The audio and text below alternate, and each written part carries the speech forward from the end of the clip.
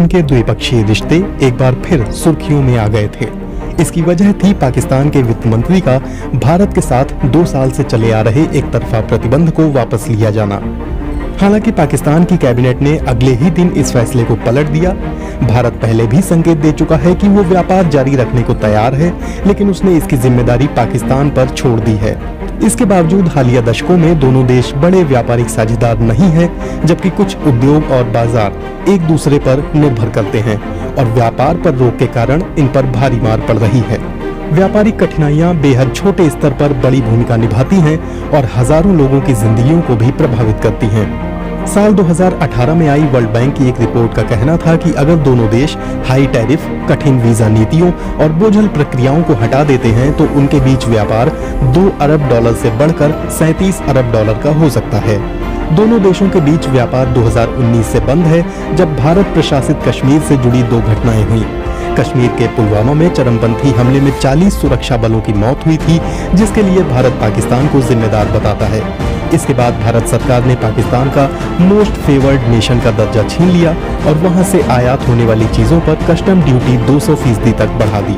इसका प्रभाव इतना गंभीर था कि जनवरी से लेकर मार्च के बीच पाकिस्तान से होने वाला आयात 91% गिर गया। भारतीय वाणिज्य एवं उद्योग मंत्रालय के मासिक आंकड़ों के अनुसार भारत ने जनवरी में 3.23 करोड़ डॉलर का सामान आयात किया, जो फरवरी में 1.86 करोड़ डॉलर और मार्च में 28 लाख डॉलर हो गया। इसके बाद अगस्त 2019 में जब भारत ने जम्मू कश्मीर का विशेष राज्य का दर्जा देने वाले अनुच्छेद 370 को समाप्त कर दिया, तो पाकिस्तान ने भारत से आयात पर प्रतिबंध लगा दिया। इसके कारण जुलाई और सितंबर में भारत से पाकिस्तान में होने वाले निर्यात में 90% की गिरावट हुई। भारत ने जुलाई में करीब 12 करोड़ डॉलर का सामान निर्यात किया था, जिसके बाद अगस्त में ये सिर्फ 5.25 करोड़ डॉलर और सितंबर में 1.25 करोड़ डॉलर था। भारत ने अप्रैल 2019 में नियंत्रण रेखा पर जम्मू कश्मीर से होने वाले व्यापार पर भी रोक लगा दी थी। भारत का दावा है कि ऐसी खुफिया रिपोर्ट्स थीं कि पाकिस्तान स्थित चरमपंथी गुट इसके जरिए अवैध हथियार, जाली नोट और नशीले पदार्थों की तस्करी कर सकते हैं। दोनों देशों के बीच व्यापार रद्द होने से ऐसा दिखाई देता है कि इससे इनके कुल आयात और निर्यात बाजार पर ज्यादा असर नहीं पड़ा है, क्योंकि दोनों देशों के व्यापार में इसका बेहद मामूली हिस्सा है। हालांकि पाकिस्तान की व्यापार के मामले में भारत पर थोड़ी अधिक निर्भरता देखने को मिलती है। संयुक्त राष्ट्र कॉमट्रेड के आंकड़ों के अनुसार बीते 15 वर्षों में 2018 तक भारत का दुनिया भर से आयात 5.2 लाख करोड़ डॉलर का था, लेकिन पाकिस्तान से सिर्फ 5.5 अरब डॉलर का ही आयात था। ये देश के कुल आयात का सिर्फ 0.1% था। इसी समय में भारत से पाकिस्तान होने वाला निर्यात उसके कुल निर्यात का सिर्फ 0.7% था। इस दौरान किसी भी साल में भारत के कुल आयात में पाकिस्तान का हिस्सा 0.16% से ज्यादा नहीं रहा। वहीं भारत के कुल निर्यात में उसका हिस्सा कभी भी 1.1% से आगे नहीं बढ़ पाया। भारत से आयात करने के मामले में पाकिस्तान के कुल आयात का हिस्सा 3.6% रहा है, जबकि निर्यात करने के मामले में भारत के कुल निर्यात का हिस्सा 1.5% रहा है। इस दौरान पाकिस्तान के कुल आयात में भारत का हिस्सा 4.4% तक पहुंच गया, जबकि उसकी देश के कुल निर्यात में हिस्सेदारी 2.1% थी। दोनों देशों के बीच व्यापार रद्द होने से कुछ क्षेत्रों में काफी असर हुआ है। पाकिस्तान में जहां कपड़ा उद्योग और चीनी का बाजार इससे प्रभावित हुआ है, वहीं भारत में इसके कारण सीमेंट उद्योग, छुहारे और सेंधा नमक के बाजार पर असर पड़ा है। अंग्रेजी अखबार द इंडियन एक्सप्रेस की रिपोर्ट के अनुसार इस प्रतिबंध से पाकिस्तान पर खासा असर होगा, क्योंकि उसकी भारत पर कपड़े और दवा उद्योग के कच्चे माल के लिए भारी निर्भरता है। रिपोर्ट कहती है कि पाकिस्तान का कपास और चीनी पर आयात प्रतिबंध हटाने का फैसला कपड़ा उद्योग के कच्चे माल की कमी और घरेलू बाजार में चीनी के बढ़ते दाम के कारण लिया गया था। पाकिस्तान का कपड़ा उद्योग बड़े औद्योगिक क्षेत्रों में से एक है और उसके कुल आयात में इसकी भागीदारी 60% है। कपड़े के बाद चीनी उद्योग देश में सबसे बड़ा कृषि आधारित उद्योग है। पाकिस्तान के वित्त मंत्री हम्माद अजहर ने जब भारत के साथ सीमित व्यापार दोबारा शुरू करने का ऐलान किया था, तो उन्होंने कहा था कि पाकिस्तान में कपास की ज्यादा मांग है, क्योंकि कपास की कम घरेलू पैदावार के बीच कपड़ा निर्यात बढ़ चुका है।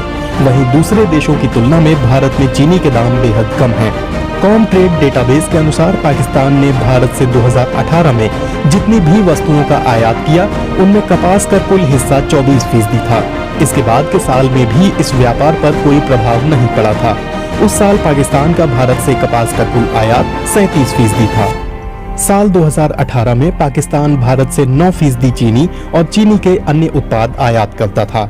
आउटलुक पत्रिका के अनुसार पाकिस्तान ने जब भारत के साथ व्यापार प्रतिबंधित किया, उसके बाद उसने ब्राजील, चीन और थाईलैंड से चीनी आयात करना शुरू कर दिया। इसके कारण चीनी की सप्लाई कम हो गई और घरेलू बाजार में इसके दाम बढ़ गए। 2018 में भारत से पाकिस्तान और भी चीजें आयात करता था, जो कि अधिकतर कपड़ा उद्योग से जुड़ी हुई थी। इनमें कुछ जैविक रसायन, जीरा, धनिया और सरसों शामिल थी। डॉयचे वेले की एक रिपोर्ट में नेशनल यूनिवर्सिटी ऑफ सिंगापुर के institute of south Asian studies में रिसर्च फेलो अमित रंजन कहते हैं, इस तरह के संबंध तोड़ लेना व्यावहारिक नहीं होते हैं, क्योंकि कमजोर अर्थव्यवस्था से जूझ रहे पाकिस्तान पर इसने भारी बोझ डाला है। भारत से सामान लेना किसी भी देश की तुलना में बेहद सस्ता होता है। पाकिस्तान से भारत आयात होने वाली चीजों को लेकर ये एक दूसरी तस्वीर है, क्योंकि भारत 3 मुख्य चीजों को छोड़कर पाकिस्तान पर बहुत ज्यादा निर्भर नहीं है। हालांकि ये ऐसी चीजें हैं जिसके लिए भारत पाकिस्तान पर निर्भर है और व्यापार रद्द होने से इस पर खासा असर पड़ा है। दिल्ली स्थित consulting organisation bureau of research on industry and economic fundamentals की एक रिपोर्ट के मुताबिक द्विपक्षीय व्यापार रद्द होने से भारत में छुहारों के खुदरा दामों में 3 गुना वृद्धि हुई है, क्योंकि वो इसके आयात के लिए पाकिस्तान पर निर्भर है। भारत सरकार के आंकड़ों के मुताबिक 2018-19 में भारत का खजूर और छुहारों का पाकिस्तान से आयात 40% था। छुहारों के मामले में ये आंकड़ा 99% तक है। भारत ने जब पाकिस्तान के आयात पर 200% की ड्यूटी लगाई, तो भारत में छुहारे आम उपभोक्ताओं के लिए बेहद महंगे हो गए। 2019-20 में भारत का पाकिस्तान से छुहारों का आयात सिर्फ 0.25% ही रह गया। ब्रीफ की एक रिपोर्ट के अनुसार पाकिस्तान से सीमा साझा करने वाले भारतीय शहर अमृतसर में व्यापार रुकने के बाद सेंधा नमक के दाम 2 गुने हो गए थे। 2018-19 में पाकिस्तान से भारत का सेंधा नमक का आयात प्रतिशत 99.7% था। अगले साल ये घटकर 28% हो गया था। इसी तरह से पाकिस्तान से भारत आयात होने वाली सीमेंट का प्रतिशत 2018-19 में 86% था। ब्रीफ की रिपोर्ट के अनुसार कस्टम ड्यूटी बढ़ाने से पहले पाकिस्तान से सीमेंट और जिप्सम आयात करना बेहद आसान होता था। मीडिया रिपोर्ट्स में देखा जाता है कि व्यापार प्रतिबंध अर्थव्यवस्था पर गहरा असर डालता है, लेकिन ये आम लोगों पर अलग तरह से असर डालता है। ब्रीफ में एसोसिएट डायरेक्टर निकिता सिंगला ने न्यूज वेबसाइट दी वायर में व्यापार रुकने के कारण मानवीय नुकसान पर लिखा है। वो बताती हैं कि भारत और पाकिस्तान दोनों देशों के मीडिया में ये बताया जाता है कि व्यापार रुकने से उनके देशों की इकोनॉमी पर कोई खास असर नहीं पड़ रहा है, जबकि इसके कारण कई लोग अपनी आजीविका खो चुके हैं। सिंगला लिखती हैं, मैं उन बच्चों से मिली हूं जिन्हें निजी स्कूलों से निकाल लिया गया क्योंकि उनके पिता का व्यापार चौपट हो चुका था। अटारी ट्रक यूनियन के एक ट्रक मालिक से मैं मिली, जिन्होंने 2010 में अमृतसर से हांगकांग आने का फैसला किया था, क्योंकि उन्हें वाघा अटारी सीमा पर व्यापार में संभावनाएं दिखी थी और उन्होंने 30 ट्रक खरीदे थे।